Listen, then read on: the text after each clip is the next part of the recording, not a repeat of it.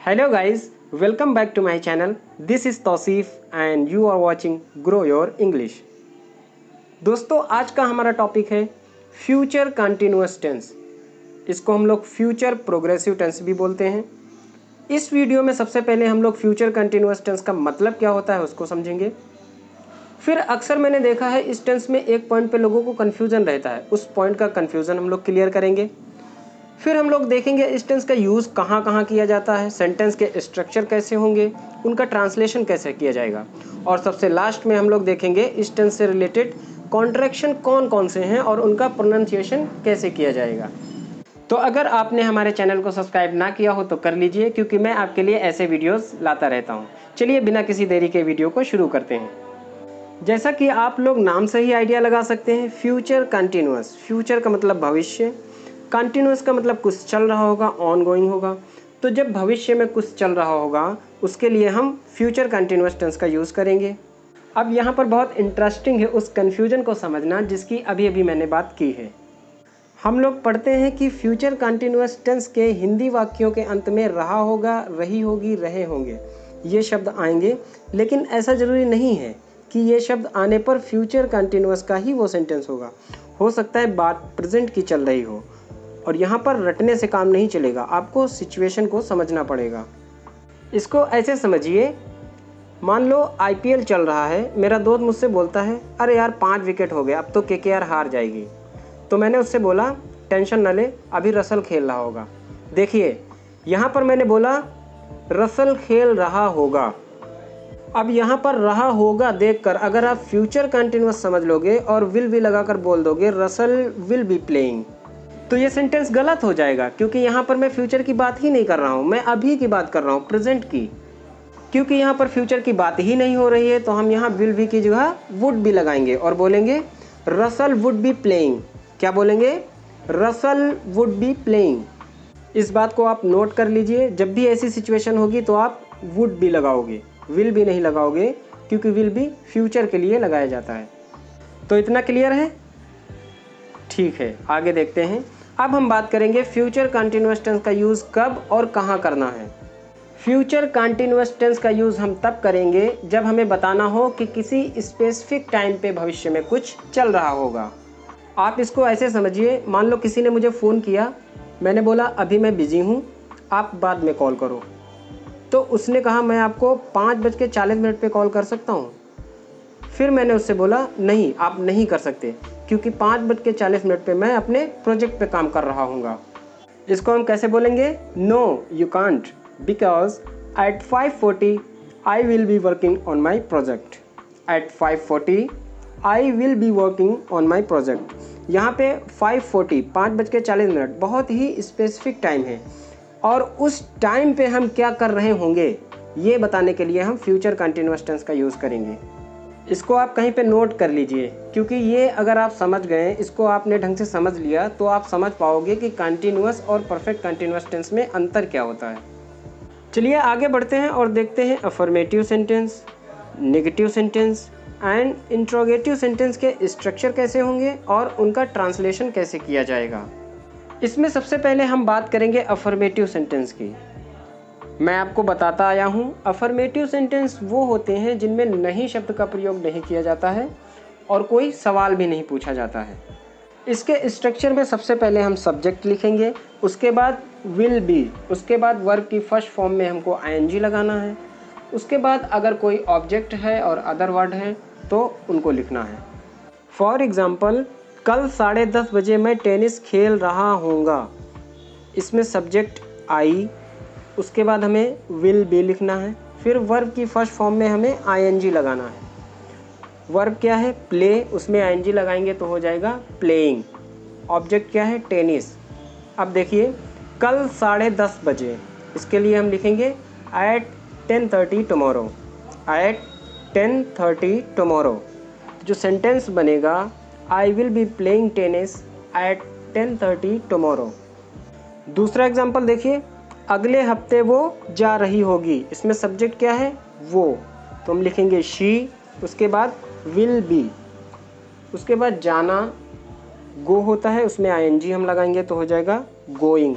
कहाँ जा रही है? मुंबई। जो सेंटेंस बनेगा she will be going to Mumbai next week. अब अगर हमें सेंटेंस नेगेटिव बनाना है तो हम विल बी के बीच में नॉट लगा देंगे, उसका मीनिंग नेगेटिव हो जाएगा। फॉर एग्ज़ाम्पल, वो अगले साल इस कंपनी में काम नहीं कर रहा होगा।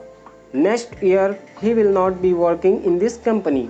चलिए अब आगे बढ़ते हैं और इंट्रोगेटिव सेंटेंस समझ लेते हैं। मैं पहले से बताता आया हूँ, इंट्रोगेटिव सेंटेंस वो होते हैं जिसमें कोई सवाल पूछा जाता है। ये दो तरह के हो सकते हैं, पहला यस नो टाइप और दूसरा WH वर्ड टाइप। तो चलिए सबसे पहले हम यस नो टाइप के सेंटेंस की बात कर लेते हैं। यस नो टाइप के सेंटेंस हम तब बोलते हैं जब हमें आंसर सिर्फ यस या नो में चाहिए, कोई डिटेल नहीं चाहिए। हमें यस या नो में जब आंसर चाहिए होता है तब हम यस नो टाइप का सेंटेंस बोलते हैं। यस नो टाइप के सेंटेंस अगर हिंदी में कहीं लिखे होंगे तो वो डायरेक्ट क्या से शुरू होते हैं, और अगर इंग्लिश में कहीं पे लिखे होंगे तो वो डायरेक्ट हेल्पिंग वर्ब से शुरू होते हैं। अब चलिए इसके स्ट्रक्चर पे हम लोग बात कर लेते हैं। हम आपको पहले से ही बताते आए हैं, जब भी कभी आपको किसी सेंटेंस का क्वेश्चन बनाना होता है तो आप सब्जेक्ट से पहले हेल्पिंग वर्ब लिखते हैं। जैसे ही आप सब्जेक्ट से पहले हेल्पिंग वर्ब को लाएंगे, वो जो सेंटेंस है वो क्वेश्चन बन जाता है। तो इसके स्ट्रक्चर में सबसे पहले हम विल लिखेंगे, फिर सब्जेक्ट, उसके बाद बी, फिर वर्ब की फर्स्ट फॉर्म में ING और उसके बाद ऑब्जेक्टिव पार्ट। इसके एग्जाम्पल देखिए कैसे होते हैं। क्या तुम अगले महीने हैदराबाद जा रहे होगे? सुनिए, ध्यान से सुनिए, इसमें क्या कहा गया है। क्या तुम अगले महीने हैदराबाद जा रहे होगे? Will you be going to Hyderabad next month? Will you be going to Hyderabad next month? देखिए यहाँ पर मैंने सब्जेक्ट से पहले विल को लिखा है क्योंकि मुझे इस सेंटेंस का क्वेश्चन बनाना है। अगला एग्जाम्पल देखिए, कल 10 बजे क्या तुम वीडियो एडिट कर रहे होगे? कल 10 बजे क्या तुम वीडियो एडिट कर रहे होगे? Tomorrow at 10 o'clock will you be editing the video? Tomorrow at 10 o'clock will you be editing the video? अब ऐसा ही सेंटेंस अगर नेगेटिव हो जाए तो हम उसे नेगेटिव इंटरोगेटिव सेंटेंस कहते हैं, और उसमें आपको सब्जेक्ट के तुरंत बाद नॉट लगाना होता है। चलिए अब WH वर्ड टाइप के जो सेंटेंस होते हैं उस पर बात कर लेते हैं। WH वर्ड टाइप के जो सेंटेंस होते हैं, ऐसे सेंटेंस के बीच में क्या, क्यों, कब, कैसे, जो भी क्वेश्चन वर्ड है ये बीच में आता है। और ऐसे सेंटेंस हम तब बोलते हैं जब हमें डिटेल में आंसर चाहिए होता है। इसके स्ट्रक्चर में सबसे पहले हम WH वर्ड लिखते हैं, वही क्वेश्चन वर्ड जो सेंटेंस के बीच में आता है सबसे पहले हम उसे लिखेंगे। उसके बाद जैसा हम यस नो टाइप का सेंटेंस बनाते थे वैसा ही बनाएंगे। एग्जाम्पल देखिए, अगले साल वो क्या कर रहा होगा? What will he be doing next year? What will he be doing next year? दूसरा एग्जाम्पल देखिए, कल तुम कहाँ जा रहे होगे? Where will you be going tomorrow? Where will you be going tomorrow? अब आपको आइडिया हो गया होगा फ्यूचर कंटिन्यूअस टेंस के सेंटेंस कैसे होते हैं।